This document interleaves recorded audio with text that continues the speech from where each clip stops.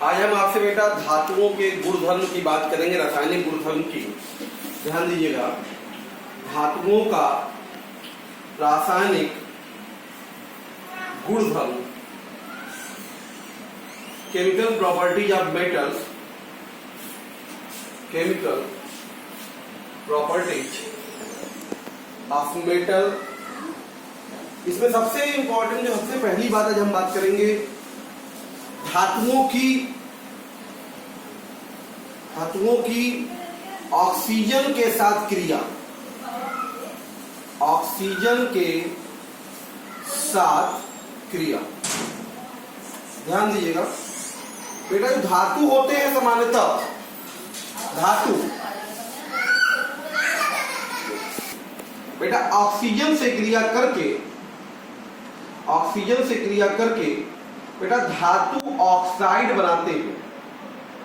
ध्यान दीजिएगा, धातु जो होते हैं हमेशा ऑक्सीजन से क्रिया करके क्या करते हैं, धातु ऑक्साइड बनाते हैं। जैसे कॉपर धातु की क्रिया अगर ऑक्सीजन से हम करा दें तो बेटा ये कॉपर ऑक्साइड बना लेगा। बैलेंस कर दीजिए इसको, ये कॉपर ऑक्साइड हो गया। ठीक है, तो कॉपर ऑक्साइड ये कॉपर धातु है। इसी प्रकार से बेटा अगर एल्युमिनियम ले लें तो ये भी ऑक्सीजन से क्रिया करके एल्युमिनियम ऑक्साइड, क्या है ये, एल्युमिनियम ऑक्साइड है ये। बैलेंस कर लेंगे इसको, 4Al3A2 पास में। इसी प्रकार से बेटा मैग्नीशियम ऑक्सीजन से क्रिया करके मैग्नीशियम ऑक्साइड बनाता है। बैलेंस कर लेते हैं इसको, 2MgO। तो ये कहने का धातु आप देख रहे हैं कि ऑक्सीजन से क्रिया करके धातु ऑक्साइड बनाते हैं, copper oxide, aluminium oxide, magnesium oxide. तो धातु जो बेटा ऑक्सीजन से, मेन रूप से अगर बात करें तो धातु जो है ऑक्सीजन से निम्न प्रकार से क्रिया करता है, निम्न प्रकार से क्रिया करता है। इसको देखते हैं कि कैसे, किस प्रकार से करता है। सोडियम है, पोटेशियम है बेटा, ये वायु में आकस्मिक आग पकड़ लेते हैं क्योंकि अत्यधिक क्रियाशील है बेटा। तो वायु में आते ही जैसे ही सोडियम आएगा, ठीक है, क्रिया करेगा ही, ऐसी बात नहीं है। ठीक है, तो ये सोडियम ऑक्साइड और ढेर सारी उष्मा बनाएगा आग के रूप में, फायर के रूप में। ओके, उसी प्रकार से पोटेशियम भी ऑक्सीजन के संपर्क में ये ढेर सारी उष्मा बनाएगा।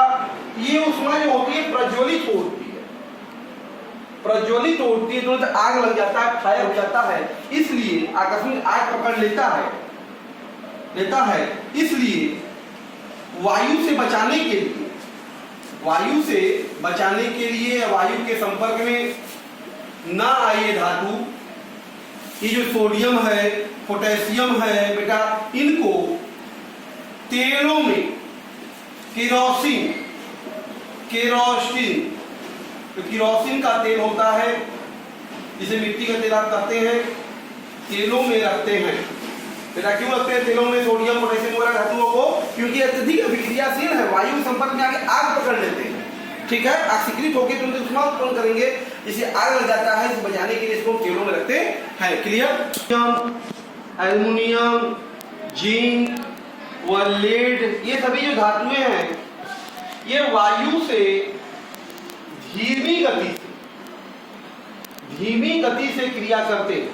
ठीक है, धीमी गति से क्रिया करते हैं तथा उनके सतह पर इनके ऑक्साइड की परत जम जाती है, क्रिया करेंगे और उनके ऑक्साइड जो होंगे उसके परत में जम जाएंगे। मैग्नीशियम जब क्रिया करेगा बेटा, इसी प्रकार से ध्यान दीजिए, तो ये मैग्नीशियम की क्रिया जो परत है उस पर चढ़ जाएगी ऑक्साइड बनाकर। उसी प्रकार से बेटा एल्युमिनियम क्रिया करके ये एल्युमिनियम ऑक्साइड बनेगा और उसकी परत उस पर जम जाएगी। ये क्रियाएं बहुत धीमी गति से होती हैं। ठीक है, इसी प्रकार जिंक भी वायु से बेटा क्रिया करेगा तो ये जिंक ऑक्साइड बनाएगा, उसकी परत उस पर जमी रहेगी हमेशा, ठीक है। उसी प्रकार से लेड भी ऑक्सीजन से क्रिया करेगा तो लेड ऑक्साइड बनाएगा और उसका ऑक्साइड की परत उस पर जमी रहेगी। ये जो हमारे धातु है मैग्नीशियम, एल्युमिनियम, जिंक, लेड, बहुत धीमी गति से क्रिया करते हैं, ऑक्साइड बनाते हैं, ऑक्साइड उनके सतह पर जमी रहती है, ठीक है, क्लियर। बेटा जो होता है आयरन वायु में प्रज्वलित नहीं होता है बेटा, ठीक है, जलता नहीं है, परंतु लौह चूर्ण को आग में डालने पर ये प्रज्वलित होता है। आपने देखा होगा कि पतले लोहे के चूड़ा आग में एकदम जलने लगता है, लाल, पीला, सफेद, काफी रेड हॉट हो जाता है। आयरन का चूड़ होता है कि नहीं होता है, लेकिन जैसे पूरा लोहा तेजी से नहीं जलता, लेकिन लौह चूड़ आसानी से जलने लगते हैं। इसके अलावा बेटा हमारे पास ध्यान दीजिएगा मरकरी है, लेड है, ठीक है, सिल्वर है, ठीक है, सॉरी, मरकरी, सिल्वर, गोल्ड, ये सभी जो धातुएं हैं बेटा वायु से क्रिया नहीं करती हैं, ये निष्क्रिय धातुएं की श्रेणी में आती है। क्या आती हैं? निष्क्रिय धातुएं कही जाती हैं। क्या कहती हैं? निष्क्रिय धातुएं कहलाती हैं। क्लियर है? निष्क्रिय धातु कहलाती है। इसीलिए बेटा आपने देखा होगा कि हमारे आभूषण जो हैं, आभूषण सोने और चांदी के, आभूषण जो है सोने, चांदी और सोने के बनते हैं। क्यों? क्योंकि ये वायु में क्रिया नहीं करती है। क्लियर है? आपको पता है धातु के ऑक्साइड क्षारीय होते हैं, परंतु बेटा कुछ धातु ऐसे हैं जैसे एल्युमिनियम, जिंक के जो ऑक्साइड है बच्चा, ये उभयधर्मी होते हैं। उभयधर्मी, एम्फोटेरिक कहते हैं इसको, उभयधर्मी होते हैं। उभयधर्मी का मतलब क्या हुआ पहले समझिए, क्या होता है उभयधर्मी? मतलब जो अम्ल व क्षार दोनों से क्रिया करे, उसी को उभयधर्मी कहेंगे। या जिसका व्यवहार जो अम्ल और क्षार दोनों की तरह व्यवहार करे वो क्या कहलाएगा? उभयधर्मी कहलाएगा। जैसे हम बात करें कि एल्युमिनियम का जो ऑक्साइड है बेटा, ऑक्साइड Al2O3 उभयधर्मी है। क्यों है? ध्यान दीजिए, क्योंकि बेटा जब से ही एल्युमिनियम ऑक्साइड अम्ल के संपर्क में आता है, तनु HCl के संपर्क में आता है, देखिए अम्ल है ये, तो ये इससे क्रिया कर लेगा। अम्ल से क्रिया करके देखिए कि लवण एल्युमिनियम क्लोराइड पास में आ रहा है और जल बन जाएगा 3H2O, तो लवण और जल बना रहा है, अम्ल से क्रिया किया, तो इसलिए ऐसी अवस्था में क्षार की तरह व्यवहार किया। इसका व्यवहार कैसा हो गया? यहाँ पे इसका व्यवहार क्षारीय व्यवहार है, ठीक है, क्योंकि अम्ल से क्रिया कर रहा है। यही यहाँ पर यह जब इसकी अभिक्रिया बेटा NaOH से कराते हैं तो क्षार से कराते हैं, तो ये देखिए इससे क्रिया करके NaAlO2 sodium aluminate to NaAlO2 plus H2O, sodium aluminate है बेटा, ये सोडियम एल्यूमिनेट लवण टाइप का है। तो यहाँ पे देखिए क्षार से क्रिया कर रहा है एल्युमिनियम ऑक्साइड, मतलब इसका व्यवहार कैसा हो गया? अम्लीय व्यवहार हो गया। तो अम्लीय व्यवहार होने के कारण क्षारीय व्यवहार दोनों को प्रदर्शित कर रहा है, इसलिए एल्युमिनियम ऑक्साइड क्या है? उभयधर्मी ऑक्साइड है। इसी प्रकार से हम कहते हैं बेटा कि जिंक का जो ऑक्साइड है, जिंक ऑक्साइड ZnO, ये भी उभयधर्मी है। ये भी क्या है? उभयधर्मी ऑक्साइड है। क्यों है बेटा? क्योंकि ये भी बेटा ये भी अम्ल से क्रिया करेगा। देखिए अम्ल से क्रिया किया तो ये लवण बना लिया ZnCl2 plus H2O, zinc oxide, sorry, ये अम्ल से क्रिया किया। इसी तरह से बेटा ये क्षार से भी क्रिया करेगा 2NaOH, तो ये बेटा Na2ZnO2, क्लियर, सोडियम जिंकेट, और साथ में H2O। तो आप देख रहे हैं यहाँ पे जिंक क्लोराइड और यहाँ पे सोडियम जिंकेट बना रहा है। तो ये जिंक ऑक्साइड अम्ल से क्रिया कर रहा है, जिंक ऑक्साइड क्षार से क्रिया कर रहा है। इसका मतलब ये भी एक उभयधर्मी ऑक्साइड है। क्लियर है? धातुओं के, अधिकांश धातुओं के जो ऑक्साइड होते हैं बच्चा, वो जल में अविलेय होते हैं। अविलेय मतलब घुलनशील नहीं होते, अविलेय होते हैं। परंतु ध्यान दीजिएगा, सोडियम का ऑक्साइड, पोटेशियम का ऑक्साइड, ये सब बेटा जल में घुलनशील है।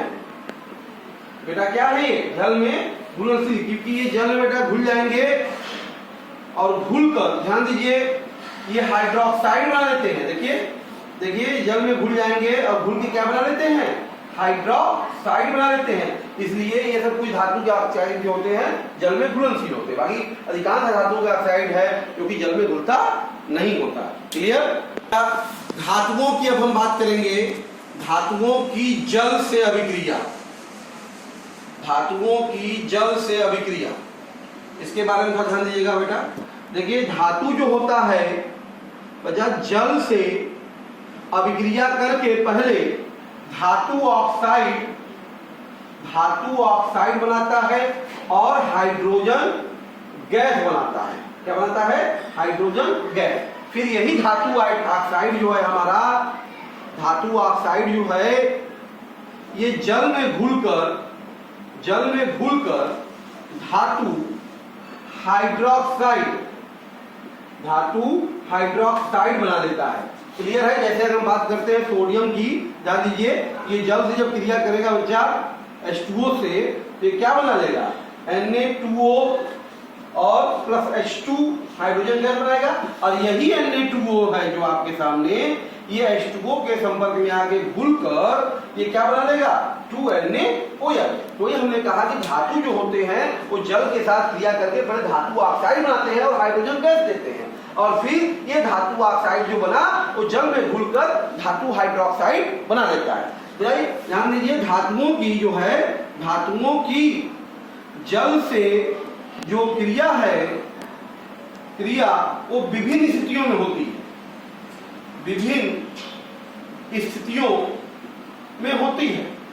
आइए हम चर्चा करते हैं कि कौन सा धातु किस स्थिति में जल से क्रिया करेगा, कौन सा धातु ठंडे जल से क्रिया करेगा, कौन सा धातु गर्म जल से क्रिया करेगा। क्लियर है? ओके। सोडियम, पोटेशियम व कैल्शियम की हम बात कर रहे हैं ठंडे जल से अभिक्रिया की। सोडियम, पोटेशियम और कैल्शियम की ठंडे जल से अभिक्रिया, ध्यान दीजिएगा। देखो सोडियम व पोटेशियम जो होता है बेटा, वो ठंडे जल से अभिक्रिया करके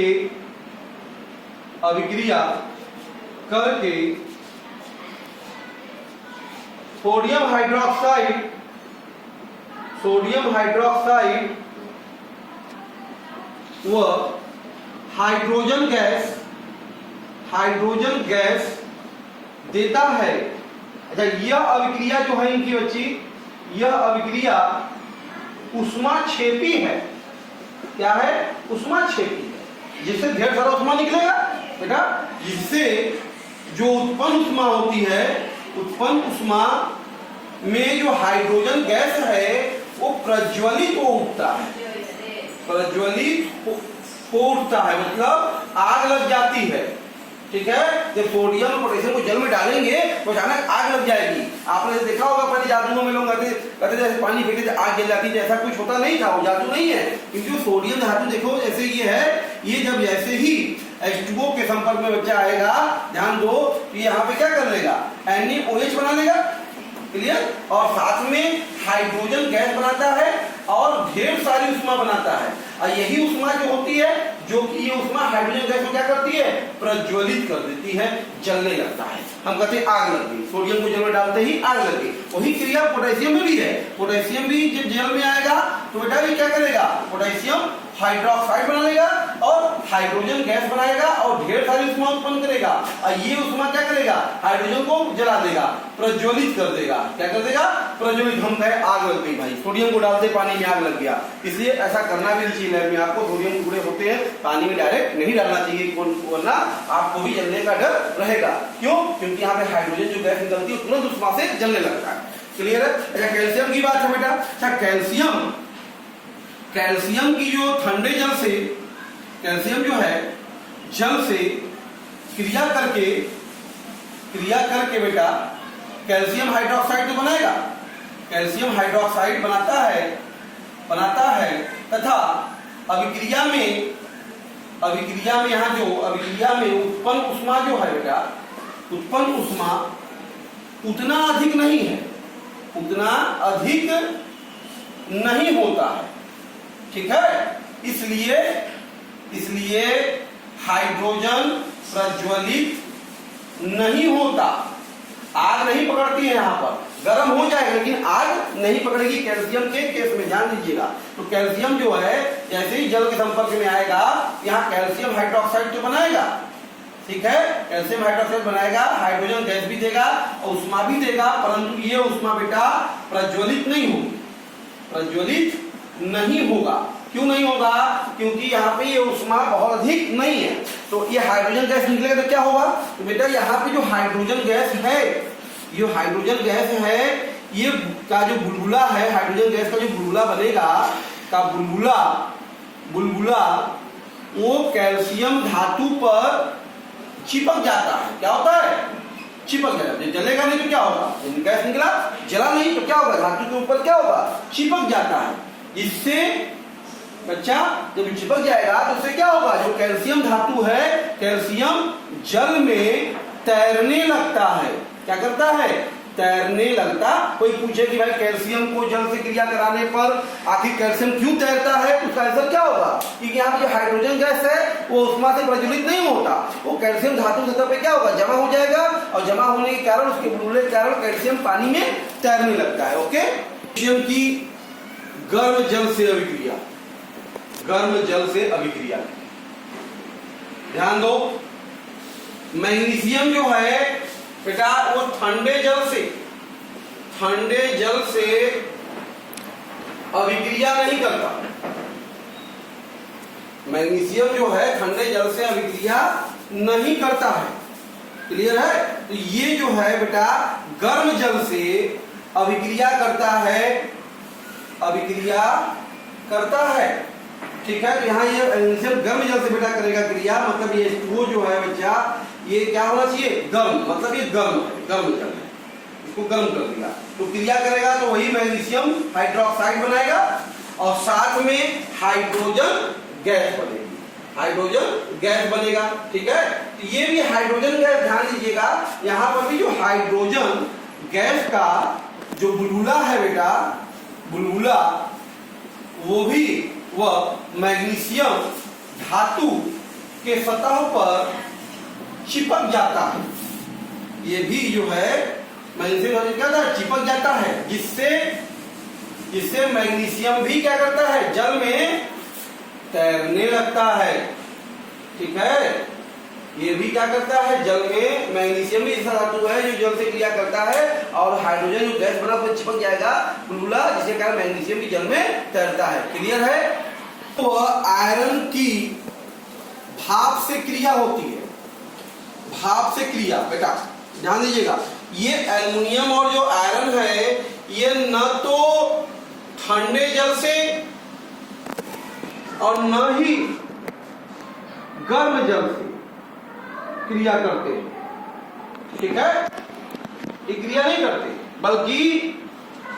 बल्कि बेटा भाप से क्रिया करते हैं। किससे करते हैं?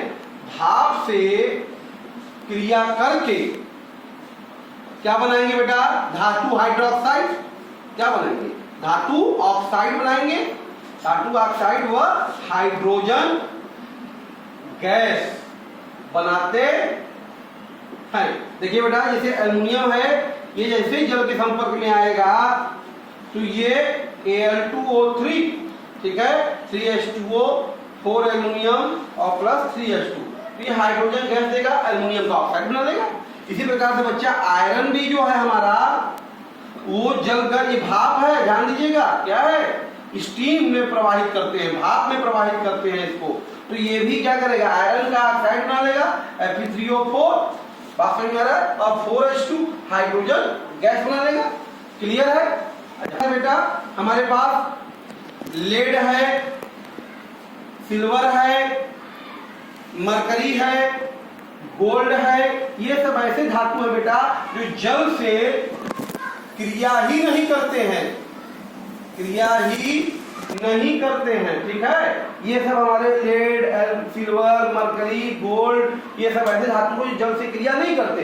इसीलिए भाई आपने देखा कि सिल्वर और गोल्ड जल से भी क्रिया नहीं कर रहा है, वायु से भी क्रिया नहीं कर रहा है, सब निष्क्रिय धातु है। ठीक है ना, प्लेटिनम भी आएगा बेटा, इसमें प्लेटिनम भी आएगा।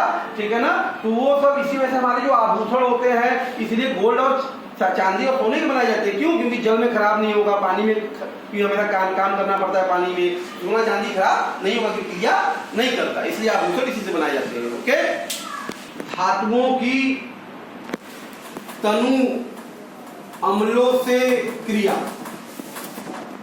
ध्यान दीजिए। तो बेटा धातु जो है हमारा, ये तनु अम्ल से क्रिया करके बच्चा क्या करेगा, लवण बनाता है और हाइड्रोजन गैस बनाता है। धातु तनु अम्लों से लवण और हाइड्रोजन गैस बनाता है। और बेटा खास तौर पर ध्यान दीजिएगा, धातुओं की जो है, धातुओं की तनु अम्लों से क्रिया जो है वो निम्न प्रकार की होती है, निम्न प्रकार की होती। बहुत सी अभिक्रियाएं हैं, अलग अलग धातुओं की अलग अलग प्रकार की अभिक्रिया है। सबसे पहले बेटा बात करते हैं हम, करते हैं मैग्नीशियम, एल्युमिनियम, जिंक व आयरन की तनु HCl से क्रिया, तनु हाइड्रोक्लोरिक अम्ल से अभिक्रिया। ध्यान दीजिए भाई, तो ये सब ऐसे हमारे धातु बेटा आसानी से HCl से क्रिया कर लेंगे। जैसे देखिए मैग्नीशियम को जैसे ही HCl से क्रिया कराएंगे बेटा तो लवण बना लेगा, क्या बना लेगा, ये MgCl2 और हाइड्रोजन गैस बाहर कर देगा बेटा। उसी प्रकार से ध्यान दीजिए एल्युमिनियम भी है, ये भी ध्यान दो, ये HCl से क्रिया करेगा तो इसका लवण क्या बना लेगा, AlCl3, एल्युमिनियम क्लोराइड और हाइड्रोजन गैस देगा बच्चा। इसी प्रकार से देखो जिंक भी ये जो है HCl से क्रिया कर लेगा और लवण हमको जिंक क्लोराइड बना लेगा बच्चा और हाइड्रोजन गैस दे देगा। इसी तरह से आयरन भी HCl से क्रिया कर लेगा और FeCl2 लवण बना लेगा और हाइड्रोजन गैस दे देगा। तो ये सिंपली हम देखते हैं कि मैग्नीशियम, एल्युमिनियम, जिंक, आयरन ये धातु आसानी से HCl से क्रिया करके लवण और आप देख रहे हैं हाइड्रोजन गैस बनाते हैं। ओके, धातुओं की तनु नाइट्रिक अम्ल से क्रिया, ये बड़ा इंपॉर्टेंट है बच्चा, ध्यान दीजिए। आप देख रहे हैं जैसे धातु अम्ल से क्रिया करके लवण और हाइड्रोजन गैस बना रहा है, लेकिन हम यहां देखते हैं बच्चा कि धातु जो है तनु नाइट्रिक अम्ल से क्रिया करके हाइड्रोजन गैस नहीं बनाता है। क्योंकि जानिए क्या कारण है बच्चा, क्योंकि जो HNO3 है ये स्वयं एक प्रबल आक्सीकारक है। क्या है ये? प्रबल आक्सीकारक है, स्वयं एक आक्सीकारक है बेटा, जो अभिक्रिया में अगर हाइड्रोजन गैस बन रहा है, जो अभिक्रिया में बने हाइड्रोजन गैस को किसमें बच्चा, जल में ऑक्सीकृत कर देता है, ऑक्सीकृत कर देता है। क्लियर? ऑक्सीकृत कर देता है और स्वयं नाइट्रोजन के कोई ऑक्साइड ले लीजिए, कोई ऑक्साइड, नाइट्रोजन का कोई ऑक्साइड है, चाहे N2O हो, चाहे NO हो, चाहे NO2 हो, नाइट्रस ऑक्साइड, नाइट्रिक ऑक्साइड, किसी में भी नाइट्रिक ऑक्साइड में अपचयित हो जाता है। ठीक है, अपचयित हो जाता है ठीक है। इसीलिए हमने कहा कि नाइट्रिक अम्ल के केस में हाइड्रोजन गैस नहीं बनता, अगर बना तो ये स्वयं प्रबल ऑक्सीकारक है, उसको क्या करेगा, H2O में ऑक्सीकृत कर देगा और स्वयं कहां चला जाएगा, नाइट्रोजन के किसी ऑक्साइड में चेंज हो जाता है। क्लियर। अगर हम तनु नाइट्रिक अम्ल से क्रिया करा दे तो ध्यान दो, ये CuNO3 ट्वाइस और साथ में 4H2O और साथ में देखिए अब चेंज होकर 2NO नाइट्रिक ऑक्साइड बना रहता है। तो आप देख रहे हैं कि यहाँ पे हाइड्रोजन गैस नहीं बना, जो हाइड्रोजन गैस बना उसको उसने क्या किया बताइए, H2O में ऑक्सीकृत कर दिया और स्वयं NO में क्या हो गया बच्चा, अपचयी हो गया।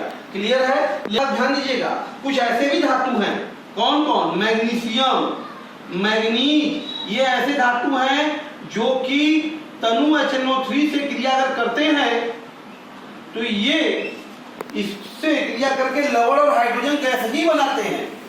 यहां देखिए मैग्नीशियम नाइट्रेट बनेगा बेटा, यहाँ पे मैग्नीज नाइट्रेट बनेगा, मैग्नीज नाइट्रेट बनेगा और हाइड्रोजन गैस बनेगा। बस मैग्नीशियम और मैग्नीज नाइट्रिक अम्ल के साथ हाइड्रोजन गैस देते हैं, लेकिन अधिकांश धातु में हम देखते हैं कि हाइड्रोजन गैस नहीं बनता, क्योंकि उसमें क्या होता है, नाइट्रिक अम्ल उसको जल में ऑक्सीकृत कर देता है। ध्यान दीजिएगा। क्लियर। और एल्युमिनियम, ये भी तनु HNO3 से क्रिया नहीं करते, क्रिया नहीं करते हैं, क्योंकि उसका कारण जानिए, क्योंकि इनके सतह पर भी ऑक्साइड की जो होती है निष्क्रिय लेप होती है, क्योंकि ऑक्साइड का जो परत चढ़ जाता है, जिसके कारण ये भी नाइट्रिक अम्ल से क्रिया नहीं करते हैं। एकदम क्लियर। अन्य धातुओं के लवण विलयनों से अभिक्रिया, ध्यान दो, हम इसमें पाते हैं कि देखिए जो अधिक अभिक्रियाशील धातु है,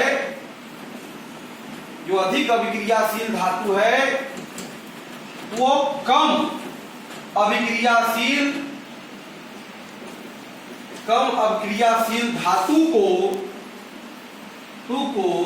उनके लवण के विलयन से विस्थापित कर देता है। ध्यान दीजिएगा, विस्थापित कर देता है। ठीक है। जो अधिक अभिक्रियाशील धातु होगा हमेशा कम क्रियाशील धातु को लवण के विलयन से बाहर निकल दे। इसे मान लीजिए धातु ये है, इसकी क्रिया कोई बी लवण के विलयन से कराई जाए तो क्या होगा, ये क्या करेगा, बी को बाहर कर देगा, बी को क्या करेगा, बाहर कर देगा और स्वयं ए के लवण के विलयन के रूप में बदल देगा। ये क्रिया क्रियाशीलता पर निर्भर करती है, इसलिए हम बात करते हैं सक्रियता सूची की। सक्रियता सूची भाई क्या है, कि एक ऐसी सूची है जिसमें धातुओं को क्रियाशीलता के घटते क्रम में रखा जाए। बात समझ में आ रहा है? वो उसकी क्या कहलाएगी, सक्रियता सूची कहलाएगी। देखो जैसे देखो potassium, calcium, sodium, magnesium, aluminium, zinc, iron, hydrogen, lead, hydrogen, उसके नीचे रहेगा बेटा, उसी के नीचे कॉपर, या थोड़ा ऊपर से बना दे क्या, कॉपर, सिल्वर, मरकरी रहेगा, गोल्ड। ये देखिए ऊपर से नीचे ये सक्रियता का श्रेणी है। यहां से ऊपर से नीचे की ओर ये जो सक्रियता है बेटा ये घटती है इसी क्रम में सक्रियता क्या होती है, घटती है। ऊपर वाला जो धातु है बेटा वो अधिक सक्रिय है, वो क्या है, अधिक सक्रिय धातु। जो ऊपर होगा वो अधिक सक्रिय होगा और जो नीचे होगा वो क्या होगा, कम सक्रिय होगा। तो हमेशा ध्यान दीजिए, जो अधिक सक्रिय धातु होगा अपने से कम सक्रिय धातु के विलयन से उस धातु को क्या करेगा, विस्थापित। जैसे पोटेशियम सोडियम के विलयन से उसको विस्थापित कर देगा, मैग्नीशियम क्या करेगा, जिंक के विलयन से जिंक को विस्थापित कर देगा। क्यों, क्योंकि वो ऊपर है, उससे अधिक सक्रिय है। क्लियर। अब आइए ये हमारे धातुओं के रासायनिक गुण थे, इस पर कुछ एनसीईआरटी के क्वेश्चन को सॉल्व करते हैं। क्लियर। देखिए बेटा एक क्वेश्चन आपके एनसीईआरटी एक्सरसाइज का है, ध्यान से मैंने प्रश्न को पढ़िए। कह रहा है ABCD 4 धातु जिनके नमूने को एक एक करके विलयन में बारी बारी डाला गया, तुमसे कुछ परिणाम मिला होगा और उन परिणाम से सारणी तैयार की गई है। सारणी देखिए, एक में धातु, एक में आयरन सल्फेट है, कॉपर सल्फेट है, जिंक सल्फेट है, सिल्वर नाइट्रेट है। तो ये के बारे में कह रहा है कि आयरन सल्फेट से क्रिया नहीं कर रहा है लेकिन कॉपर से क्रिया कर रहा है। इसका मतलब यह हो गया बेटा, सीधी सी बात है, अगर हम थोड़ा सा ऊपर मिटा दें, अब प्रश्न आपने साथ देख लिया होगा, हाँ, तो ऊपर एक लाइन मिटा देकर, तो इस डाटा से पहले हम नाम निकालें कि ए जो है, देखो आयरन से क्रिया नहीं किया, कॉपर से क्रिया कर लिया, इसका मतलब ए जो है वो कॉपर से सक्रिय हो गया। क्लियर हो गया। बी जो है बेटा आयरन से विस्थापित कर दिया, इसका मतलब बी जो है वो आयरन से भी सक्रिय है। ए कॉपर सक्रिय है लेकिन बी आयरन सक्रिय है, और ए आयरन को विस्थापित नहीं किया है, इसलिए ए आयरन से सक्रिय नहीं है। क्लियर है। और सी देखिए, ना तो आयरन से क्रिया कर रहा है, ना तो कॉपर से, ना तो जिंक से, तो सी सिर्फ और सिर्फ सिल्वर से सक्रिय है। क्लियर है। और डी जो है किसी से क्रिया नहीं कर रहा, सबसे कम सक्रिय डी है। तो सबसे अधिक सक्रिय कौन होगा बेटा? देखो ए जो है कॉपर सक्रिय है आयरन से, लेकिन बी आयरन सक्रिय है, तो सबसे अधिक चारों में सक्रिय धातु बी है। बात समझ में आया, क्योंकि वो आयरन से भी सक्रिय है। कुछ भी आयरन सबसे अधिक अभिक्रियाशील धातु कौन है? तो हमारा आंसर क्या होगा बेटा? बी। बी जो धातु होगा हमारा, देखिए कि वो सबसे अधिक अभिक्रियाशील है क्योंकि वो आयरन को भी विस्थापित कर दे रहा है। क्लियर है। फिर सेकंड सवाल में कह रहा है बी जो है क्योंकि आयरन से भी सक्रिय है तो कॉपर से भी सक्रिय होगा। ठीक है, जब बी आयरन सक्रिय है तो कॉपर से क्या होगा? सक्रिय होगा। तो बी को जब हम लोग कह रहा है कि बी को जब कॉपर सल्फेट के विलयन में डालेंगे, जब बी कॉपर से सल्फेट है तो क्या करेगा? कॉपर को विस्थापित कर देगा। बी क्या करेगा? कॉपर को विस्थापित कर देगा। तो ये पूछ रहा है कि बी को जो कॉपर सल्फेट के विलयन में डालते हैं तो क्या होगा बेटा? क्या होगा? कॉपर को क्या करेगा? विस्थापित कर देगा। ये इसका आंसर होगा। रिएक्शन ये होगा। तीसरा में क्या पूछ रहा बेटा? एबीसीडी को अभिक्रियाशीलता के घटते क्रम में लिखिए। तो सबसे अधिक सक्रिय धातु बताइए कौन है इसमें? बताइए सबसे अधिक इसमें सक्रिय धातु कौन है इन सब में? बताइए सबसे अधिक सक्रिय धातु है बेटा बी। कौन है? बी। बी के बाद बताइए कौन है आपका? बी के बाद कौन है? ए है। क्या है? ए। बी के बाद कौन है? ए। ए के बाद बताइए कौन है? सी। और बाकी में सबसे कम सक्रिय कौन है बेटा? डी। तो ये हो गया सक्रियता का घटता क्रम। क्लियर है। इस तरह से डाटा देखकर हम यहाँ पर सक्रियता का घटता क्रम बता दिए। सबसे अधिक क्रियाशील धातु इसमें बी है और कॉपर सल्फेट में डालने में क्या होगा? वो कॉपर को विस्थापित कर देगा। क्लियर है बच्चा? तो केरोसिन तेल में क्यों डुबो के रखते हैं? क्योंकि आपको पता है ना, सोडियम जैसे ही वायु के संपर्क में आएगा तो ये क्या कर लेगा बेटा? ये ऑक्साइड बना लेगा, सोडियम ऑक्साइड, और साथ साथ बहुत उष्मा उत्पन्न करेगा। बहुत उष्मा जो कि जिसके कारण ये क्या होता है? जल उठता है। क्या होता है? आग लग जाती है। जल उठता है मतलब आग लग जाती है। तो इसलिए हमें बचाने के लिए, वायु से बचाने के लिए सोडियम को कहाँ रखते हैं? किरोसिन तेल में रखते हैं। कहाँ रखते हैं? किरोसिन तेल में रखते हैं। क्यों? किरोसिन तेल में वायु का संपर्क नहीं होगा।